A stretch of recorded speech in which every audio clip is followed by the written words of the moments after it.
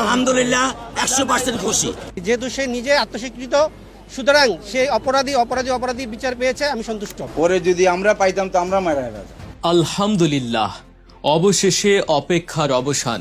রাজধানীর পল্লবীতে 8 বছরের মেয়ে রামিসা আক্তারকে নৃশংসভাবে হত্যার দায়ে পাষণ্ড স্বামী স্ত্রী দুজনকেই মৃত্যুদণ্ডে রায় দিল আদালত। এই রায়ের পর রামিসার বাবা আব্দুল হান্নান মোল্লা শতভাগ সন্তুষ্টি প্রকাশ করেছেন। কিন্তু রায় তো হলো, এখন সারা দেশের মানুষের মনে একটাই সবচেয়ে বড় প্রশ্ন, এই ফাঁসির রায় কবে কার্যকর হবে? এই পাষণ্ডদের গলায় ফাঁসির দড়ি কবে পড়বে? নাকি অন্যান্য বহু আলোচিত মামলার মতো এই রায়ও সময়ের সাথে সাথে ধামাচাপা পড়ে যাবে? দর্শক, শুনলে অবাক হবেন, এই ফাঁসি কার্যকরের পেছনে রয়েছে বেশ কিছু চাঞ্চল্যকর আইনি ধাপ। আজকের এই ভিডিওতে আমরা আপনাদের জানাবো ঠিক কবে, কখন এবং কিভাবে এই ফাঁসি কার্যকর হতে পারে। সে সাথে রামিসা হত্যাকাণ্ডের শুরু থেকে শেষ পর্যন্ত এমন কিছু গায়ে কাঁটা দেয়া অজানা তথ্য আজ আপনাদের সামনে তুলে ধরব, যা শুনলে আপনারও রক্ত হিম হয়ে আসবে। তাই পুরো বিষয়টি পরিষ্কারভাবে জানতে কোনো স্কিপ না করে ভিডিওটি একদম শেষ পর্যন্ত আমাদের সাথেই থাকুন। দর্শক, ফাঁসি কবে হবে সেই উত্তরে যাওয়ার আগে আমাদের একটু পেছনে ফিরে তাকাতে হবে, জানতে হবে ঠিক কতটা ভয়ঙ্কর আর নারকীয় ছিল সেই দিনটি, যেদিন অবুঝ রামিসাকে দুনিয়া থেকে সরিয়ে দেয়া হয়েছিল। ঘটনাটি ঘটেছিল রাজধানীর মিরপুরের পল্লবীতে। সেখানে মাত্র 2 মাস আগে একটি ফ্ল্যাট ভাড়া নিয়েছিল ঘাতক সোহেল রানা, যার আরেক নাম জাকির হোসেন, এবং তার স্ত্রী স্বপ্না খাতুন। এই দম্পতির মনে যে এত বড় শয়তানি লুকিয়ে আছে তা খুনাক্ষরেও বুঝতে পারেনি রামিসার পরিবার। সেদিন ছিল মঙ্গলবার, সকালবেলা 10টার দিকে স্কুলে যাওয়ার কথা ছিল রামিসার, কিন্তু হঠাৎ করেই তাকে আর খুঁজে পাওয়া যাচ্ছিল না। চারদিকে খোঁজাখুঁজি শুরু হয়ে যায়। মেয়েকে পাগলের মতো খুঁজতে খুঁজতে রামিসার মা চলে আসেন ওই ভবনেরই পাশের ফ্ল্যাটে, যেখানে মাত্র 2 মাস আগে ভাড়া উঠেছিলেন সোহেল রানা ও স্বপ্না। রামিসার মা হঠাৎ খেয়াল করেন ওই ফ্ল্যাটের দরজার ঠিক সামনেই পড়ে আছে তার আদরের মেয়ে রামিসার জুতো জোড়া। বুকটা ছ্যাদ করে ওঠে মায়ের। তিনি তখনই দরজায় কড়া নাড়তে শুরু করেন, কিন্তু ভেতর থেকে কোনো সাড়া শব্দ নেই। বারবার ধাক্কা দেওয়ার পর অবশেষে দরজা খুলে দেয় ঘাতক স্ত্রী স্বপ্না খাতুন। কিন্তু দরজা খুলতে এত দেরি হলো কেন?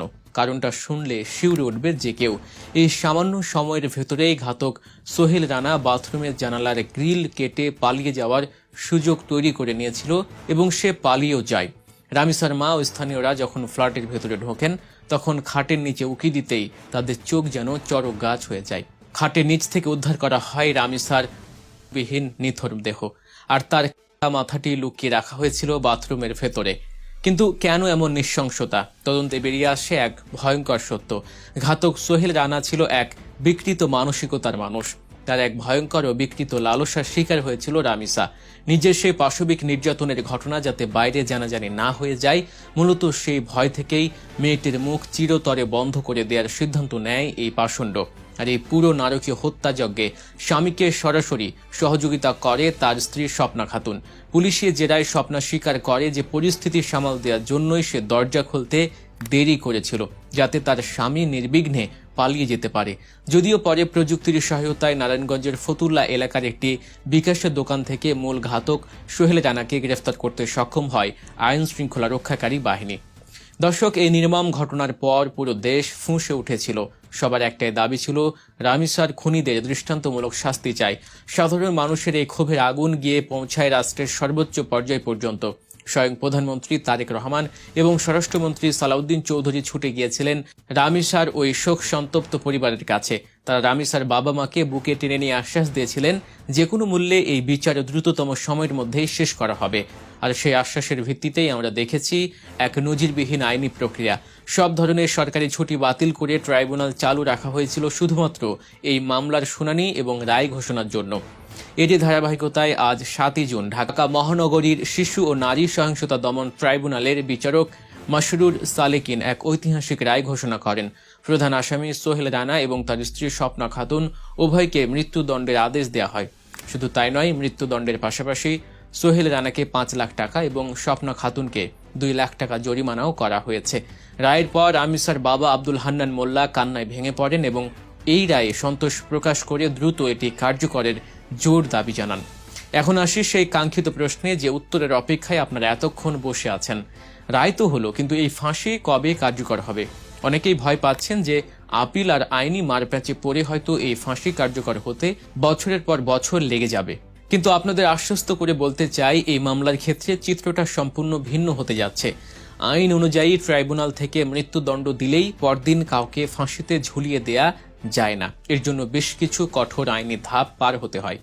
প্রথম ধাপ হলো ডেথ রেফারেন্স, অর্থাৎ নিম্ন আদালতের এই ফাঁসির রায় অনুমোদনের জন্য মামলার পুরো নথিপত্র প্রথমে চলে যাবে হাইকোর্টে। একই সময়ে আসামিরা উচ্চ আদালতে আপিল করার জন্য একটি নির্দিষ্ট সময় পাবে। তবে এই আপিল কি টিকবে? আইন বিশেষজ্ঞদের মতে এই মামলায় যে পরিমাণ শক্ত প্রমাণ এবং আসামিদের স্বীকারোক্তি রয়েছে, তাতে উচ্চ আদালতে এই আপিল ধোপে টেকার কোনো সম্ভাবনাই নেই। সবচেয়ে বড় সুখবরটি দিয়েছেন স্বরাষ্ট্রমন্ত্রী সালাউদ্দিন চৌধুরী। তিনি স্পষ্ট জানিয়ে দিয়েছেন যে এই ফাঁসি দ্রুত কার্যকর করার জন্য রাষ্ট্রের পক্ষ থেকে উচ্চ আদালতে অগ্রাধিকার ভিত্তিতে শুনানির অনুরোধ করা হবে। অর্থাৎ সাধারণ মামলার মতো এটি সিরিয়ালের অপেক্ষায় পড়ে থাকবে না। খুব দ্রুতই এর শুনানি শুরু হবে এবং হাইকোর্টেও এই মৃত্যুদণ্ড বহাল থাকবে বলেই দেশবাসী বিশ্বাস করে। এরপর আসে দ্বিতীয় ধাপ।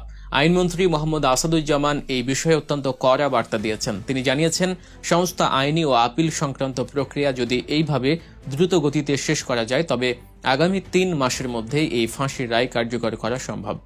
দর্শক, 3 মাস। তবে এখানেও আসামিদের জন্য শেষ একটি রাস্তা খোলা থাকে, আর তা হলো রাষ্ট্রপতির কাছে প্রাণভিক্ষার আবেদন। সুপ্রিম কোর্টের আপিল বিভাগেও যখন ফাঁসির রায় বহাল থাকবে, তখন আসামিরা তাদের জীবনের শেষ চেষ্টা হিসেবে রাষ্ট্রপতির কাছে প্রাণভিক্ষা চাইতে পারবে। যদিও বর্তমানে রাষ্ট্রপতির কাছে প্রাণভিক্ষা চাওয়ার এই প্রক্রিয়ায় কিছু পরিবর্তন এসেছে কিনা তা নিয়ে আইনি মহলে আলোচনা রয়েছে।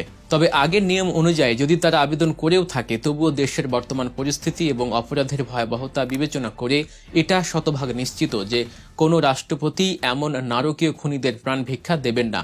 তাদের আবেদন সরাসরি নাকচ হয়ে যাবে। আর যখনই রাষ্ট্রপতির কাছ থেকে প্রাণভিক্ষার আবেদন নাকচ হয়ে ফিরে আসবে, ঠিক তখনই শুরু হবে শেষ অধ্যায়। কারা কর্তৃপক্ষ আসামিদের পরিবারের সাথে শেষ সাক্ষাতের ব্যবস্থা করবে এবং ফাঁসি কার্যকরের চূড়ান্ত দিনক্ষণ ও সময় নির্ধারণ করবে। জেলের ভেতরে তৈরি হবে ফাঁসির মঞ্চ। জল্লাদ প্রস্তুত থাকবে ওই 2 ঘাতকের গলায় যমদূতের মতো ফাঁসির দড়ি পরিয়ে দেওয়ার জন্য। দর্শক, ছোট্ট রামিসা আজ আর আমাদের মাঝে নেই, কিন্তু তার এই নির্মম বিদায় আমাদের সমাজের এক অন্ধকার দিক চোখে আঙুল দিয়ে দেখিয়ে দিয়ে গেছে। আমরা চাই শুধু সোহেল রানা বা স্বপ্ন নয়, ভবিষ্যতে কেউ যেন এমন বিকৃত অপরাধ করার আগে 1000 বার ভাবে। আগামী 3 মাসের মধ্যে আমরা সত্যি এই ফাঁসি কার্যকর হতে দেখতে চাই। আপনি কি মনে করেন 3 মাসের মধ্যে এই রায় কার্যকর হওয়া উচিত, নাকি আরও দ্রুত? কমেন্ট করে অবশ্যই আপনার মূল্যবান মতামত আমাদের জানিয়ে দিন। এমনই সব চাঞ্চল্যকর ঘটনার ভেতরের খবর, সত্যের পেছনের গল্প এবং দেশের সর্বশেষ আপডেট সবার আগে বিস্তারিত জানতে এখনই গল্প নিউজ চ্যানেলটি সাবস্ক্রাইব করুন এবং পাশে থাকা বেল আইকনটি বাজিয়ে দিন। আজকের মতো এখানেই বিদায় নিচ্ছি। ভালো থাকবেন, সুস্থ থাকবেন এবং নিজের পরিবারের প্রতি খেয়াল রাখবেন। আল্লাহ হাফেজ।